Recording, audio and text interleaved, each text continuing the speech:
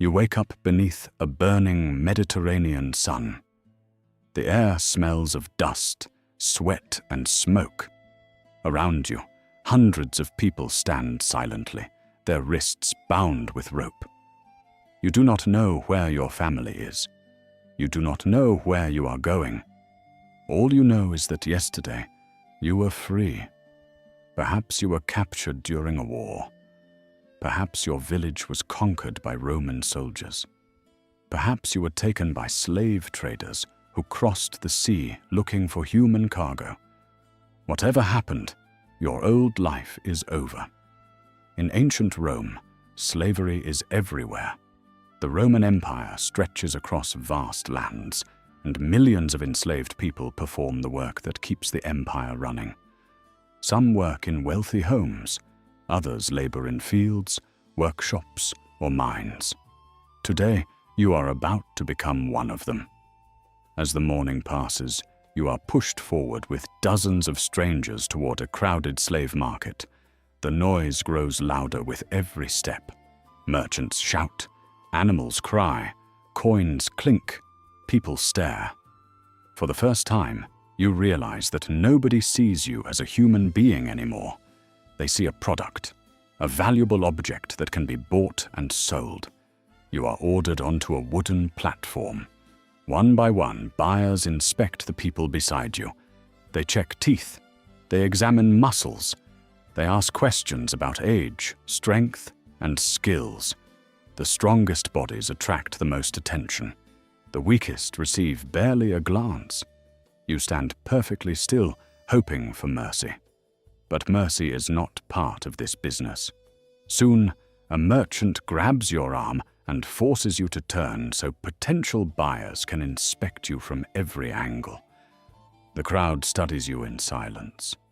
Your future is being decided by strangers, and there is absolutely nothing you can do about it. The bidding begins. A wealthy Roman steps closer. He examines your hands. Rough hands suggest experience with hard labor. Soft hands suggest education. Every detail affects your price. You listen as numbers are shouted around you. The language feels distant. The voices blur together, because none of it changes the outcome. Soon someone offers enough money. The merchant smiles. The deal is done. Just like that, ownership of your life changes hands. No ceremony, no explanation, no choice. One moment you belong to yourself. The next, you belong to someone else. Nearby, a woman begins to cry as her young child is led away by another buyer. A husband watches helplessly as his wife disappears into the crowd. Families are separated every day in Roman slave markets. To the traders, it is simply business. To the people living through it, it is a nightmare. The sun slowly lowers in the sky. Chains rattle as newly purchased slaves are gathered together. Among them is you. Ahead lies an uncertain future. You do not know whether your new owner is cruel or kind. You do not know where you will sleep tonight. You do not know whether you will spend the rest of your life in a house, on a farm, or deep underground in a mine. But one thing is already clear. You have lost the most valuable thing a person can possess, your freedom. And tomorrow, your life as a Roman slave will truly begin. You wake before sunrise, not because you want to, because someone else decides when your day begins. The room is dark and crowded. The air smells of sweat, damp straw, and exhaustion. Around you, dozens of other slaves slowly rise from the floor. Nobody speaks much. There is little energy left for conversation. Yesterday, you lost your freedom. Today, you discover what that truly means. You are no longer considered a person. In the eyes of Roman law and society, you are property. Like a cart, like a horse, like a tool, your owner can buy you, sell you, rent you, punish you. Everything you do belongs to someone else, even your time. A guard orders everyone outside. Breakfast is waiting, if you can call it that. A small piece of bread, some watered wine, perhaps a few olives if you are fortunate. The meal is swallowed quickly, not because it tastes good, because work begins immediately afterward. As the sun rises over the Roman countryside, you join a line of slaves moving toward the day's labor. Some work in fields, some clean homes, some cook, some carry water. Some spend the entire day performing tasks for wealthy Romans who barely notice they exist. You learn quickly that being invisible is part of survival. The less attention you attract, the safer you are. For now. The hours pass slowly. Work, carry, clean, repeat. The Roman world around you is magnificent. Roads stretch across the empire. Temples rise toward the sky. Markets overflow with goods from distant lands. But none of that belongs to you. You help build the empire. You simply do not benefit from it. By midday, your muscles ache. Your hands are covered with blisters. The overseer walks nearby, watching constantly. Nobody wants to make a mistake. Mistakes bring punishment, and punishment can come for almost anything. Working too slowly, dropping an object, speaking without permission, looking disrespectful. Fear becomes part of your routine. Soon the sun begins to set. At last, the day's work is finished, or at least today's work, because tomorrow will be exactly the same. The same food, the same labor, the same uncertainty. As darkness falls over Rome, wealthy citizens enjoy feasts, music, and wine. Meanwhile, you return to your sleeping quarters, exhausted, hungry, forgotten. You lie down on rough straw and stare into the darkness. Only one thought remains. This is not a bad day. This is an ordinary day. And that may be the most frightening part of all. The sun has barely risen, yet your body already feels exhausted. Today, you are not working in a wealthy Roman household. You are being sent somewhere far worse. The fields. As you walk through the countryside, endless rows of farmland stretch toward the horizon. This is where much of Rome's wealth begins. Wheat, olives, grapes, food for cities you may never see. The work starts immediately. There are no breaks, no discussions, no complaints, only orders. You bend, lift, carry, repeat. Hour after hour beneath the relentless Mediterranean sun. Sweat runs into your eyes. Dust covers your skin. Your back begins to ache long before midday. But stopping is not an option. The overseers watch constantly. Some carry sticks, others carry whips. The message is clear. Keep moving. By noon, the heat becomes unbearable. The ground radiates warmth through your worn sandals. The air feels heavy. Every muscle in your body begs for rest. Yet the work continues. And this is considered one of the better jobs a Roman slave can have. Because there are places even worse than the fields. Places most slaves pray they never see. The mines. Imagine descending into darkness before sunrise and emerging after sunset, if you emerge at all. Roman mines are among the most feared places of the empire.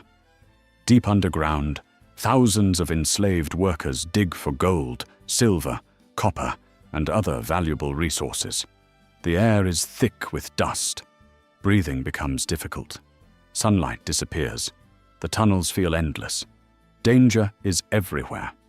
A collapsing tunnel, a falling rock, a sudden cave-in. Many slaves never leave these mines alive. For Rome, the minerals are valuable. For the workers, every day is a fight to survive.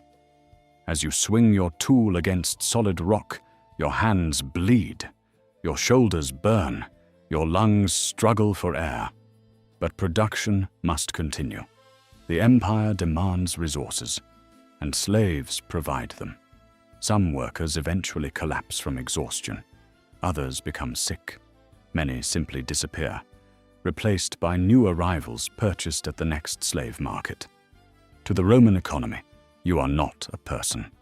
You are labor, a resource, a tool that can be replaced. As darkness falls and your shift finally ends, you look around at the faces beside you, covered in dust, covered in sweat, covered in hopelessness. Tomorrow, they will return. And so will you. Because for a Roman slave, survival is not measured in years. Sometimes it is measured one day at a time. The first thing you learn as a Roman slave is not how to work. It is how to fear. Fear follows you everywhere. It wakes up beside you in the morning. It walks beside you throughout the day. And it lies beside you at night. Because punishment in Rome can come suddenly, and often without warning. Perhaps another slave accidentally drops a valuable object. Perhaps someone works too slowly. Perhaps an order is misunderstood.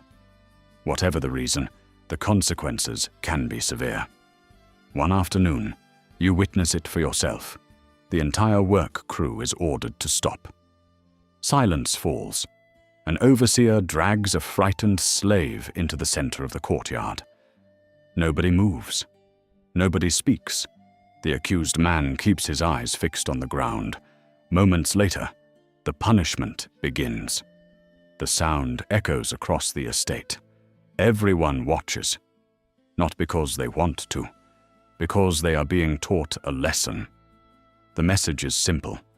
This could be you tomorrow. As the day continues, nobody complains.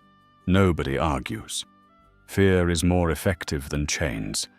Eventually, you realize something unsettling. The punishment is not only meant for the victim, it is meant for everyone else, including you. And from that day forward, every decision feels dangerous. As the months pass, one thought appears again and again. Escape. You imagine slipping away during the night. You imagine disappearing into the countryside. You imagine finding freedom. But ancient Rome is not a place where escape is easy. The empire stretches for thousands of miles.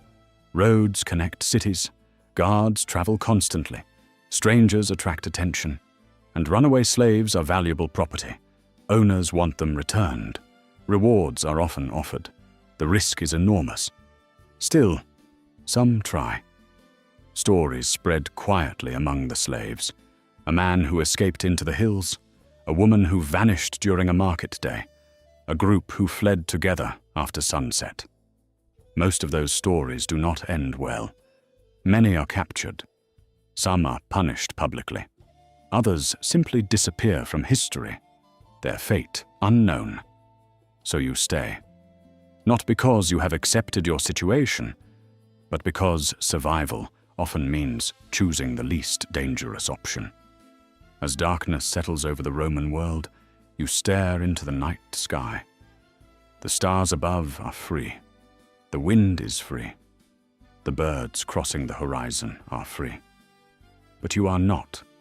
And tomorrow, when the sun rises over the empire once again, the fear will still be waiting for you. For most Roman slaves, freedom is a dream, a distant possibility that feels almost impossible to reach. Yet every now and then, someone achieves it. The word spreads quietly.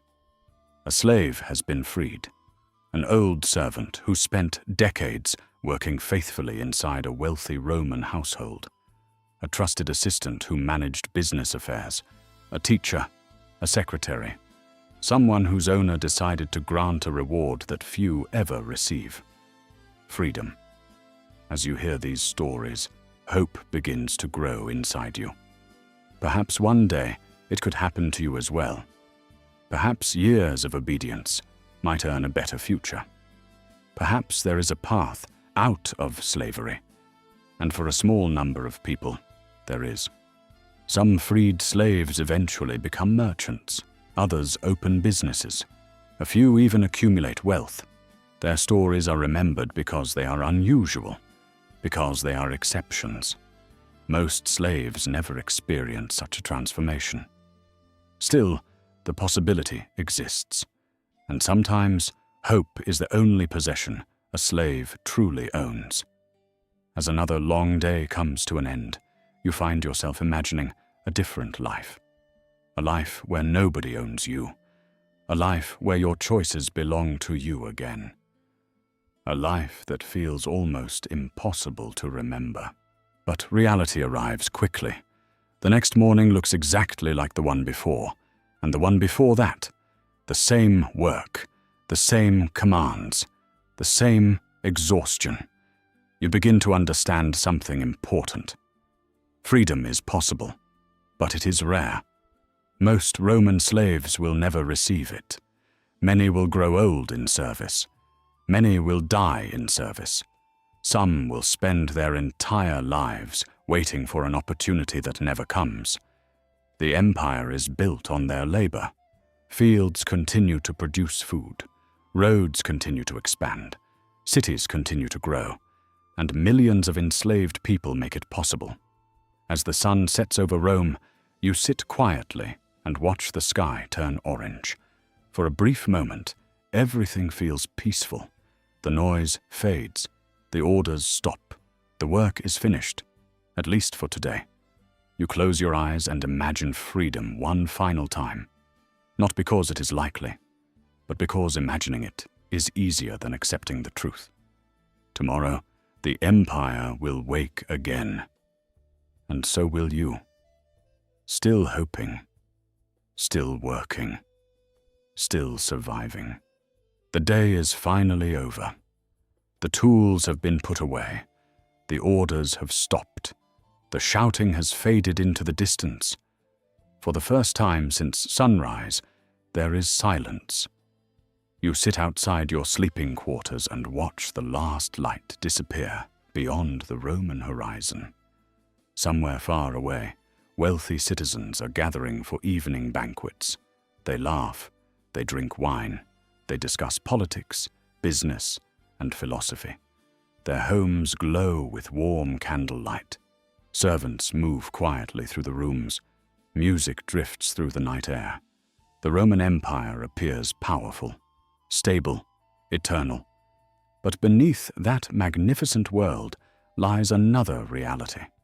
A hidden world built by millions of people whose names history never recorded.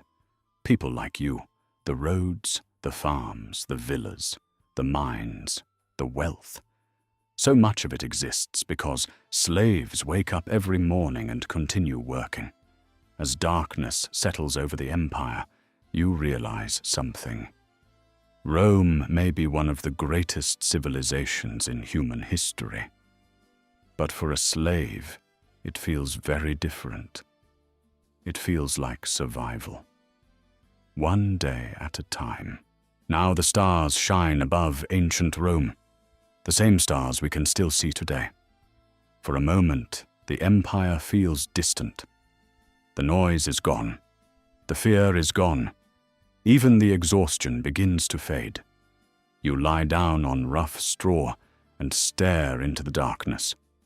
Tomorrow will look very much like today. You will wake before sunrise. You will work. You will obey. You will endure.